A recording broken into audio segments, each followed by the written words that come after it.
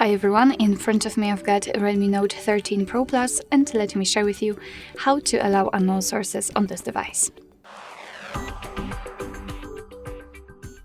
So let's start with opening the settings, and here we have to scroll down to find privacy protection.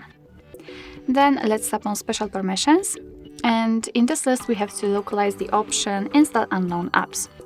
And as you can see here, we've got the list of apps which are allowed or not allowed to install some content, and of course we can change it. Just tap on the app and tap on the switcher.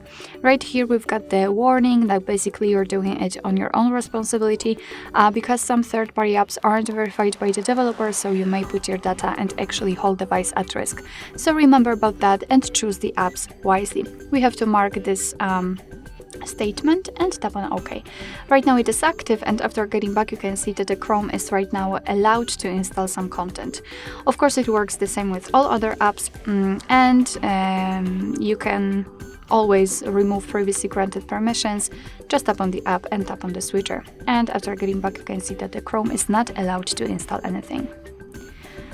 Alright, so that will be all. Thank you so much for watching. I hope that this video was helpful, and if it was, please hit the subscribe button and leave the thumbs up.